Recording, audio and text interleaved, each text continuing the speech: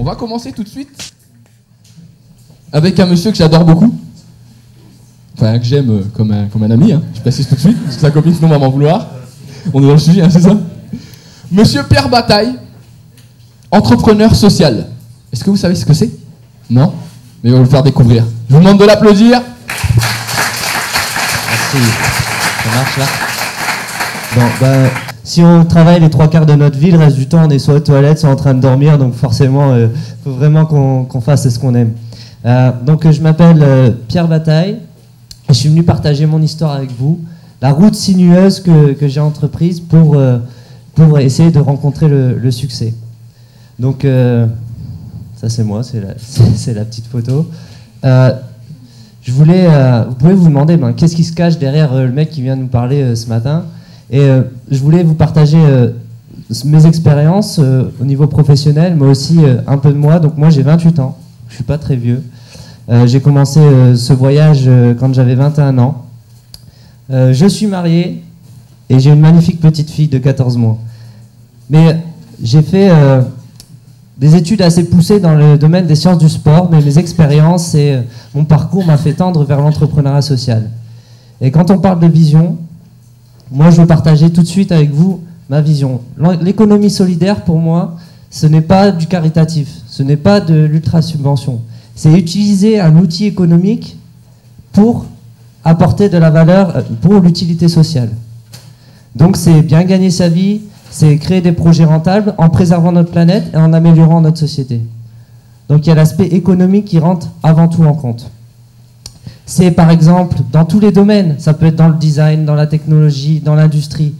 Ça peut être par exemple créer un smartphone qui lutte contre l'esclavage et l'exploitation des matériaux au Congo. Vous savez, dans vos iPhones, etc. En fait, les batteries, elles viennent d'exploitation minière. Des fois, il y a des enfants qui sont obligés de travailler pour produire en fait, ce que vous utilisez tous les jours. Donc il y a des entreprises qui essaient de tacler ce genre de problème en étant rentables. C'est par exemple un ami à moi qui vend du papier toilette en Australie pour reverser les bénéfices pour des projets sanitaires dans les pays qui en ont besoin. C'est ici sur Dunkerque, la FEJ par exemple, qui récupère des meubles, qui les fait retaper par des personnes en insertion, qui les revendent. Ce sont en réalité des projets rentables, mais qui ont du sens. C'est pour moi l'avenir et la solution aux problèmes économiques.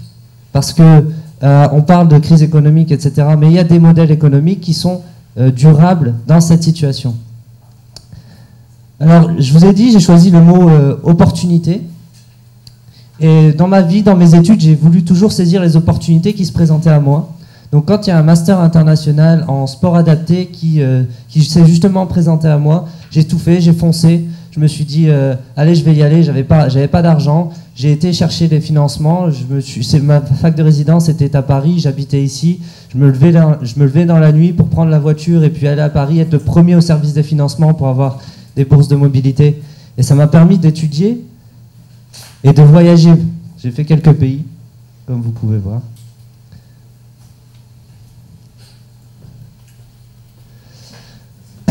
Et lorsque j'étais en Afrique du Sud, dans le cadre de mes études, j'ai rencontré 2 Kenyans. Donc des mecs qui faisaient des formations au niveau du football, au niveau international. Ils étaient là pour la FIFA ou un autre projet de développement. Mais ils avaient un projet au Kenya pour les personnes des bidonvilles. Et ils nous ont dit, on aimerait bien intégrer les personnes en situation de handicap dans ces projets. Et c'était notre domaine de compétences, ils avaient besoin de l'aide, on a dit on va foncer. Il nous restait un petit peu d'économie, on a pris un billet d'avion, on a foncé au Kenya. Alors, arrivé là-bas, on a vécu dans un bidonville pour comprendre, en fait, parce que c'était en réalité le marché, les bénéficiaires des projets, c'était les personnes dans les bidonvilles, donc on a vécu dans ce bidonville et on a essayé de comprendre leurs besoins. Et je me souviens, un bidonville qui s'appelle Mathare, à Nairobi au Kenya. Je marchais dans ce bidonville, j'ai été rencontrer un jeune en situation de handicap justement. Il vivait dans une petite maison en tôle, il y a la rivière qui passait là, avec des ordures, des excréments, tout ce que vous pouvez vous imaginer dans un bidonville. Et lui, il était dans le noir. Imaginez un gamin dans le noir, il peut rien faire, il avait un handicap physique, mais en fait le fait qu'il pouvait pas sortir, c'était pas à cause de son handicap, mais justement tout ce qu'il y avait autour. Les gens qui croyaient pas en lui, lui qui croyait pas en lui-même. Et donc, grâce à des projets, on aurait pu améliorer cette situation, qu'ils deviennent autonomes et qu'ils puissent réaliser ses rêves, qu'ils puissent aller à l'école, qu'ils puissent un jour s'asseoir sur une chaise dans une université. Et donc c'est pour ça que j'ai créé aussi cette jeune fille que je voulais partager avec vous, parce que c'est dans un orphelinat en Ouganda, et vous pouvez voir qu'elle est attachée à ce banc. Elle est vraiment, littéralement attachée, parce qu'il n'y a personne pour s'occuper d'elle. Et pour moi, ça, c'était quelque chose... Je voyais un problème social, mais je voyais une opportunité pour le résoudre. Et c'est pour ça que j'ai créé une organisation qui s'appelle Playable. C'est une entreprise sociale de conseil qui aide les ONG et les organisations internationales à mettre en place des projets sportifs pour les personnes en situation de handicap, mais pour faire la promotion des droits et des compétences. On a réussi à avoir former 260 entraîneurs. On a 1400 enfants qui jouent dans les activités en Ouganda, au Kenya, au Sénégal, au Mozambique et dans d'autres pays. On a des clients tels que le Comité international paralympique, la Fédération de foot néerlandaise, Handicap international. On fait du conseil pour eux, donc on a une activité économique qui est durable, mais avec un impact social fort. Et pour moi, c'est vraiment ça qui me rend heureux. C'est ça qui me fait lever le matin. C'est ça, je me dis, très bien, j'ai pas le confort d'un salarié, etc., mais je fais ce que j'aime. Et à force de travail, les opportunités s'enchaînent. Encore une fois, le mot opportunité est très important ici. J'ai pu rentrer dans un incubateur social, d'entreprise sociale. J'ai vécu avec 25 entrepreneurs sociaux qui venaient du monde entier. J'ai passé 2 mois et demi dans le Colorado, dans cet incubateur. J'ai rencontré des investisseurs, j'ai des tuteurs, des personnes telles que le cofondateur de la fondation Google, que j'ai convaincu de devenir conseiller de notre entreprise. Avoir accès à des personnes dans des entreprises telles que Google, Mozilla, WordPress, grâce à cet incubateur. Et si j'avais pas, le jour où le Master International s'était présenté à moi, si j'avais pas saisi cette opportunité, peut-être que je n'y serais pas allé. Alors que ça n'a rien à voir, parce que c'est plus quelque chose sur l'entreprise. Rien à voir avec le handicap. Mais j'ai besoin de plus que ça. J'ai besoin de nourrir mon besoin pour l'innovation sociale, j'ai besoin de nourrir ma créativité, j'ai besoin de créer et apporter quelque chose. Je suis en quelque sorte à 28 ans, constamment en crise de la quarantaine. Du style, je me lève et à quoi je sers? Mais au lieu de me poser juste cette question, j'y réponds. Et un des projets que j'ai mis en place ici sur le littoral, du coup, c'est le TEDx Dunkerque. Donc pour la petite histoire, le TED, c'est une organisation internationale basée aux États-Unis qui organise des conférences qui ont pour but de diffuser des idées qui peuvent changer le monde. Donc ils ont eu Bill Gates, Bill Clinton, enfin ils ont des grosses présentations qui se sont déroulées. Mais pour développer cette idée de diffusion au niveau local, ils ont mis en place une licence qui peut être demandée par certaines personnes. Donc moi je vais demander pour le faire à Dunkerque. On a des conférences tous les ans au mois de novembre, donc Emmanuel a présenté d'ailleurs l'année dernière. Et c'est une dizaine de minutes, donc les gens, c'est un peu comme ici, les gens viennent partager une histoire, ils viennent pas vous faire un cours. Moi je viens pas vous faire un cours, je viens vous expliquer ce que je fais, c'est tout. Et donc je vous invite à voir ce qui se passe sur le TEDx Dunkerque, vous tapez ça sur Google, de toute façon vous allez le trouver. Exemple d'une présentation de l'an passé, Clément qui a créé Unishared. J'ai mis ça, cet exemple parce qu'il a développé un système de prise de notes pour les étudiants, justement, c'est gratuit, en ligne. Vous pouvez prendre les notes pendant les cours et par exemple, vous êtes 2 étudiants dans la salle et vous pouvez tous les 2 travailler sur le même document, ça marche avec Google Doc. Et suite à cette présentation au TEDx Dunkerque, il a intégré cette année un incubateur tech dans la Silicon Valley. Encore une fois, lui a saisi beaucoup d'opportunités. Et donc le dernier projet sur lequel je travaille, pour l'instant, je suis un peu hyperactif, hein, j'ai un petit peu un problème avec ça.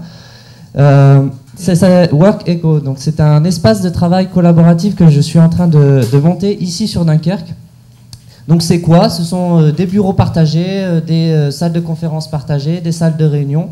Mais c'est plus que ça, c'est la mise en réseau des entrepreneurs, c'est favoriser l'éclosion de projets, c'est commencer une dynamique pour que les gens échangent, partagent. Parce que pour moi, l'innovation sociale, c'est justement l'échange entre les hommes, même au niveau de la technologie, Facebook, Twitter. L'important, c'est que les gens puissent être connectés. Donc, connectés en ligne, mais aussi hors ligne. Et donc ce projet-là, moi je travaillais de chez moi, j'avais besoin d'un espace de travail ici à Dunkerque. Et bon, c'est sûr, il y a des offres qui sont assez classiques. Et moi j'avais besoin d'un endroit professionnel, d'un endroit où je pouvais rencontrer des gens, d'un endroit où je pouvais échanger avec ces personnes, parce que rompre l'isolement des entrepreneurs sans prendre trop de risques financiers, sans que ce soit trop cher, sans que je m'engage sur un bail. Et donc c'est pour ça qu'on a imaginé ce projet. On est parti d'une feuille blanche, on s'est dit ça n'existe pas, on va le faire. Voilà, c'est ça. Vous voyez un problème, il faut le résoudre. On est parti d'une feuille blanche, on a passé des nuits à écrire les business plans, et au fur et à mesure, on a présenté notre projet, comme je le fais aujourd'hui, dans plein d'endroits, et on a trouvé un investisseur. Parce que vous imaginez que c'est pas moi qui peux payer pour un truc comme ça. Mais moi, j'avais une idée, j'avais un projet, et il y a des gens qui cherchent des projets. Et donc ça va sortir de terre, là les travaux devraient commencer au mois de septembre, et ça devrait sortir de terre pour septembre 2014, à partir d'une feuille blanche. Hein, rien n'est impossible. Moi je voulais vous partager une autre chose avec vous, c'est que des problèmes j'en ai eu. Quand votre compte en banque, vous êtes sur votre projet, votre compte en banque il descend, votre loyer il est pris chaque mois, etc. Et que vous avez plus que 2 mois de matelas de sécurité sur votre loyer, sur vos frais, et que vous vous dites vous n'allez jamais y arriver, il faut continuer à croire en vous, il faut surpasser ces obstacles. Et je vous conseille de vous entourer d'une équipe justement qui peut contrebalancer les moments de doute. Des risques que j'en ai pris, c'est clair. Il y a quelques mois, très honnêtement, très ouvertement, il y a quelques mois, à 2 jours près, mon compte il était dans le rouge. Mais j'ai toujours cru en mes projets.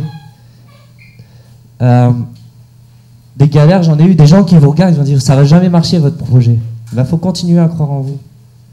Il faut certes savoir écouter pour pouvoir ajuster votre projet, mais il faut continuer à croire en vous. Et en réalité, c'est quoi le risque? Vous allez peut-être perdre quelques milliers d'euros, peut-être, mais en réalité, vous dépensez aussi pour être à la fac, hein, vous avez un logement, etc., pour apprendre.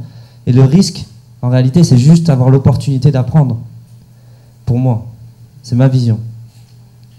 Et je vous conseille vraiment de sortir de cette zone de confort pour vous laisser la possibilité d'être heureux. Vous pouvez vous accoutumer à une situation parce qu'elle est confortable, parce que vous savez, vous avez votre salaire à la fin du mois, etc. Et c'est bien de gagner de l'argent. Mais si ça ne vous rend pas heureux, est-ce que c'est vraiment ce que vous voulez faire? Et donc je vous demande de sortir de cette zone de confort parce que les meilleures opportunités, elles se trouvent ailleurs. C'est ma vision. Et je veux aussi faire la promotion de l'entrepreneuriat social. Vous pouvez bien gagner votre vie en préservant la planète et en améliorant la société. Et on le verra de plus en plus. Et de toute façon, le gouvernement commence à le voir et met en place de plus en plus de dispositifs. Donc ma présence en ligne, donc sur le premier projet que j'ai présenté, n'hésitez pas à nous rejoindre sur Facebook. On est 1715, mais peut-être beaucoup plus aujourd'hui, sur Twitter. Sur le TEDx Dunkerque, comme là c'est local, donc je vous invite à y aller et à trouver des événements qui vous intéresseraient. Et on n'est pas encore sur les réseaux sociaux pour le dernier projet que je vous ai présenté, mais bientôt on est sur Internet avec notre site Internet. Ça c'est moi, vous pouvez me trouver sur Facebook, sur Twitter et sur LinkedIn. Je conseille LinkedIn à tous ceux qui veulent développer leur réseau professionnel en ligne. Dernière chose, ce soir, on organise une petite soirée au 8, je ne sais pas si vous voyez où c'est à Malo, où les gens qui sont intéressés dans le TEDx viennent juste boire un coup. C'est juste convivial, ça permet de développer votre réseau amical, professionnel, etc. Donc je vous y invite, c'est gratuit, vous achetez juste vos boissons. En fait, on fait la fête en réalité et on change de monde. Donc je vous remercie de m'avoir écouté, j'espère que vous pouvez retirer quelque chose de ça. Manu, floor is yours.